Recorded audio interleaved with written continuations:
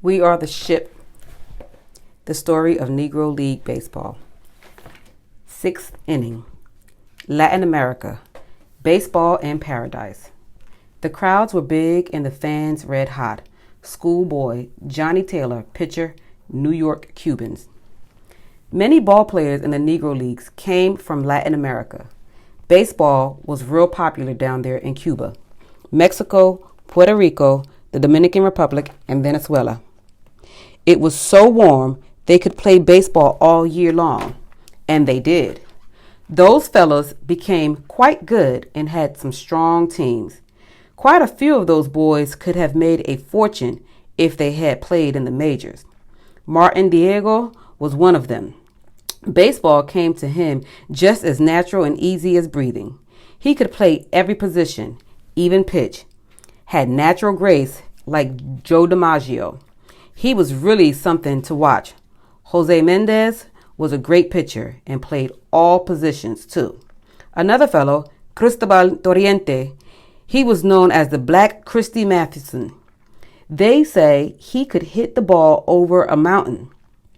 If he had been a couple shades lighter, he could have played in the majors. Major league owners would take a Cuban before they would a Negro. Guess they didn't know slave ships stopped down in those islands too. Some of the Latin ball players didn't want to play in the United States anyway. They didn't want to leave their home, and who could blame them? It was nice down there. It was always warm, and those Latin women sure were pleasing to the eye. And they loved Americans. Down there, Negroes were treated just the same as anyone else, the way we were supposed to be treated. There was no such thing as segregation. We could stay at any hotel and eat at any restaurant. And if you were a ball player, a good ball player, they treated you like a king. Kids followed us in streets asking for autographs. Our pictures would be in the newspaper. The Latin ball club owners paid for our plane tickets both ways and put us up in hotels for the whole winter. We could even bring our families if we wanted to. Didn't have to pay for a thing. And we traveled to games by train, not on those old bouncy rickety buses. We only had to play about 3, maybe 4 games a week, mostly on the weekends. That was heaven compared to the Negro Leagues. The rest of the time, we would go fishing, go to a cantina, or hang out in those plazas, do some girl watching. In Mexico, we would even go to bullfights. The Latin Leagues paid well, too, much more than the Negro Leagues. You could fill up a whole trunk full of those pesos. That's why a lot of guys would jump the Negro League teams to go play down there. It drove the Negro League owners crazy. Satchel Paige almost broke up the whole Negro League when he took a bunch of stars down there to play. Wiped out poor Gus Greenleaf Crawford.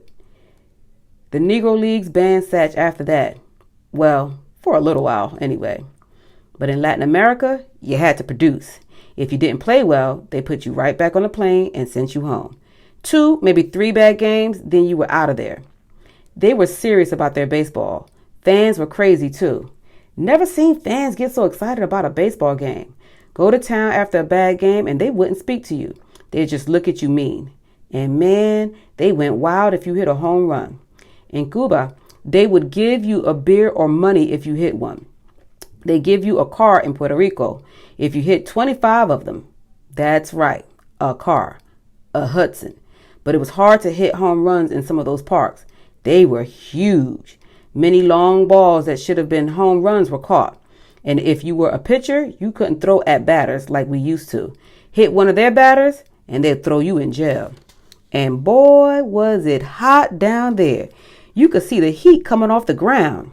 Had to keep moving in the outfield because the heat would burn up through the bottom of your shoes.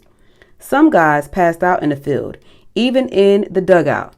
It was so hot that the first game of the doubleheader would be in the morning and the second game wouldn't be till late afternoon when it was cooler. The food was even hotter. If you didn't ask them to take it easy on the spices, they would load that food up and it would burn right through you. Satchel Paige blamed his stomach miseries on all of that hot food that he ate while he was down there. The truth was, it was his rotten teeth. We had some great games playing against those Latin fellows. We were all good friends. We would hang out and play cards after the game or go fishing together. We had a good time, but as soon as we put on those uniforms and walked onto the field, we didn't know each other. They'd spike you like you were a stranger. One time, Ted Page was playing in Cuba. He was fooled on a pitch he thought was a curveball and was hit in the head with the ball. Knocked him out cold. When Page came to, he looked up at the pitcher, and instead of asking him if he was okay, the pitcher says, "You not hit that one too good." You didn't get any sympathy from them. We were the same way.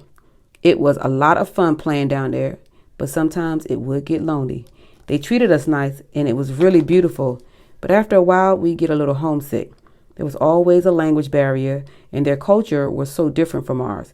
Playing in Latin America was a great way to spend the winter, but ask anybody, it is tough going without a plate of greens, sweet candy yams, and some buttermilk biscuits for 4 months.